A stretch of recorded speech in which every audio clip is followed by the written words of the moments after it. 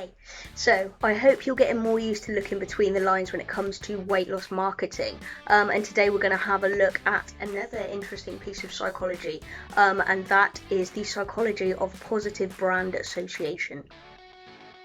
The simplest way for a company to do this is with a nice, simple celebrity endorsement.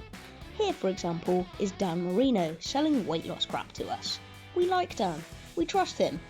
Some of us only know him from Ace Ventura: Pet Detective, and we like that film.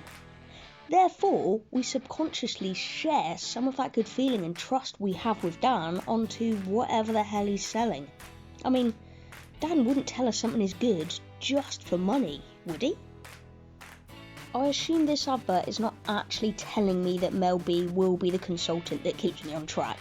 I'd imagine Spice Girls royalties still pretty much roll in, probably limiting the need for her to have a side hustle of consulting for fat clubs.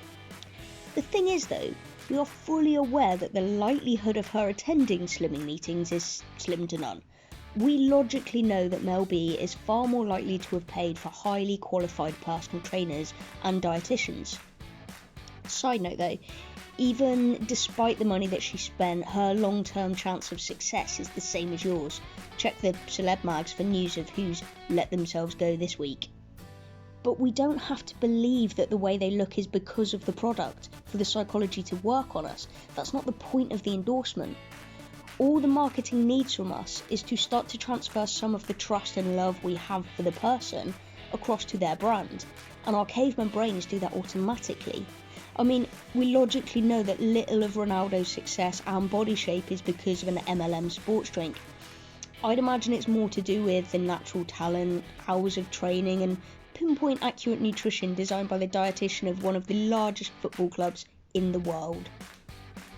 It's kind of like watching a really good magician at work. So even if they explain how the trick is done to you, you still don't see the sleight of hand happening, so you're still just as surprised when it's a lemon under the cup, not a ball anymore. Marketing's the same thing. Even if you know how the trick is done, it's still not quite enough to keep you immune from its effects. Positive associations obviously aren't just reserved for using celebs when attempting to build our trust. Weight loss products are often connected to health and fitness, even though there's rarely anything healthy about the products themselves.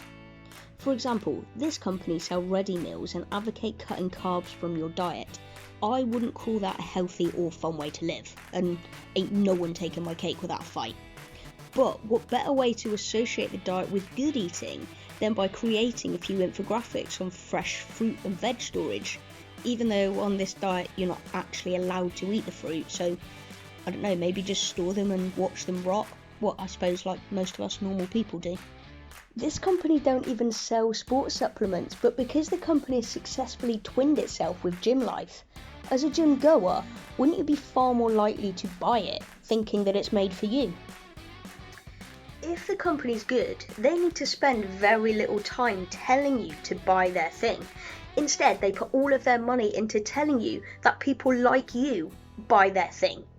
I mean, when was the last time that you heard Coca-Cola telling you to go and buy a bottle of Coke? Instead, all they need to do is just wait until you're thirsty, and then you remember that people like you buy drinks like Coca-Cola, not Pepsi. So to appeal to a gym goer, you show them exercises holding the product. If you're American, a flag does a pretty good job of telling you that this patriotic protein shake is for you. What the fuck? This company celebrate Memorial Day too? Then they must be decent people with an excellent product. Patriotic people couldn't possibly want to screw me over. And British people will always warm up to a company who clearly support the NHS. Next time you're searching for a diet, this company may just be remembered as the type that people like you would pick. You may think that posts with no clear sales pitch like these are just a company being nice or helpful. But trust me, in your brain they're much more than that. They're helping to form positive brand associations. We trust companies who offer people just like us. And we trust companies that appear to be on the right side of the argument for us. And we trust companies that will share their knowledge for free. Just like I'm doing with you now. I'm helping to build your trust in me. And it'll work, as long as I'm like you. Even charity posts aren't quite as good as they appear. I mean, don't get me wrong, charities get money and that could be nothing but amazing for them. but fewer companies than you'd hope do it out of the goodness of their hearts. They know it will make them look good. A quick check into all of their business practices may help you decide how moral a company actually is. For example, giving to charity whilst employing underage cheap labour probably says something. Not that I'm suggesting that this is the case with this company, so please don't sue me, yeah?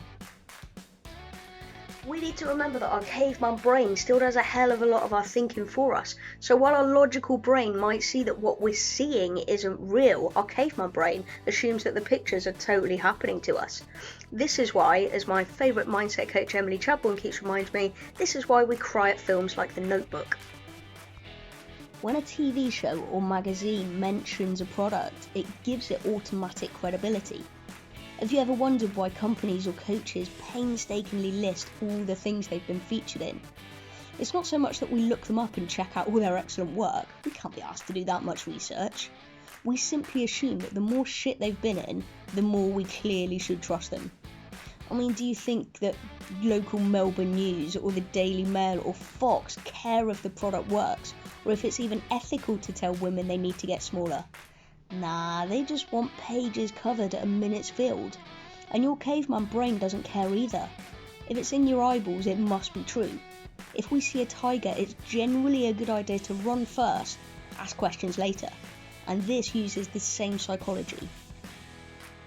We live in a society of winners, and sometimes that's a really good thing. I mean, Nobel Prizes and Olympic medals, all good things. But when a company tells you that they've won an award, do you take the time to find out what the award actually is? Or do you just assume it's got to be a good thing? If not, I highly recommend you take this up as a hobby because, fuck, it's fun. For example, the top-rated meal delivery service as voted for by the Australian population of 25 billion was actually a vote of 855 people across all of the brands. So not even all 855 voted for this particular meal delivery service, but the actual numbers I suppose don't make for quite as positive a headline. Fuck, and look here, she must be good to have that title in her name. Until, however, you click through to her website and find out that all of her awards are in-house awards for making the most money, or for being there a long time, or that trusty old participation award. Did you know I'm an award-winning scientist? I actually need to get round to framing that science fair participation award I got when I was 10, really. And I'm not saying these awards look kinda made up, but fuck. If a company isn't giving you all of the information you need to check their claims, be afraid. And this company sells someone else's branded commercial diet as part of their services. They're claiming awards that the company who make the diet don't even know they've won. Neither this company nor the diet company who make the product mention this award anywhere on their website copy. There's just this one solitary claim on a Facebook post. Strange.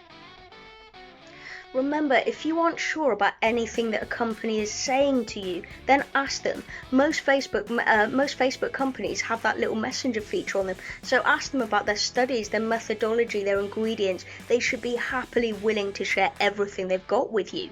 Any shady looking company will make itself known to you pretty damn clearly. And if you aren't sure about anything that you're being told, then by all means send it over to me, because I live for this shit. And remember, the next time you see an advert or a piece of content that's written by a company, have a look at it and decide what positive association it's asking your brain to make. Because bringing all of these positive associations to your mind makes them easier to spot. And once you can spot them, then you're more likely to be able to resist them. It does get easier, I promise.